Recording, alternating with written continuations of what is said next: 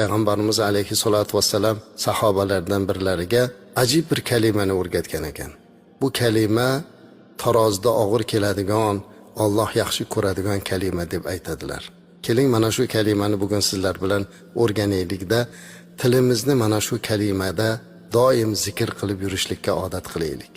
Payg'ambarimiz alayhissalom aytadilarki, kalimatani khafifatani alal lisan, thaqilatani fil mizan, habibatani ilar rahman, subhanallohi va bihamdihi, subhanallohil azim.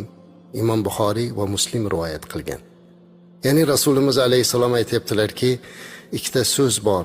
U tilga yengil, tarozida og'ir, Rahmanga suyukli. Alloh yaxshi ko'radi.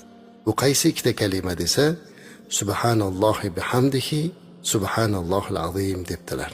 Mana shu ikkala kalima aytilishga juda ham oson. Qarang, subhanallohi va bihamdihi, subhanallohil azim.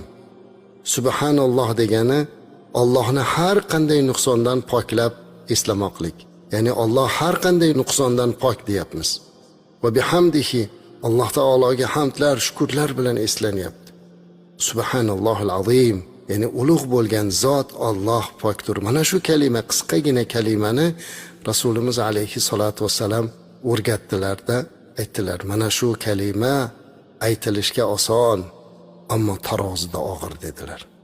Qarang, tashvishimiz bor-ku, tarozida og'ir kelsa edi deb. Mana shu kalima taroziga ikki kalima bo'lsa ham juda og'ir bo'lib tushar ekan. Agarki buni rostdan qalbimiz bilan aytsak. Shuning uchun juda ko'pchilik bizdan so'raydi, nimalarni aytib yursam. Hozir juda ham duolar to'g'risida kitoblar ham ko'p chiqqan, tavsiyalar ham ko'p, hammasini ham aytishga qiynalamiz, ammo mana shu Rasulimiz alayhisalom o'rgatgan kalima ekan azizlar. Tilga yengil, tarozida og'ir, Robbimizga suyukli. Subhanallohi va bihamdihi, subhanallohil azim.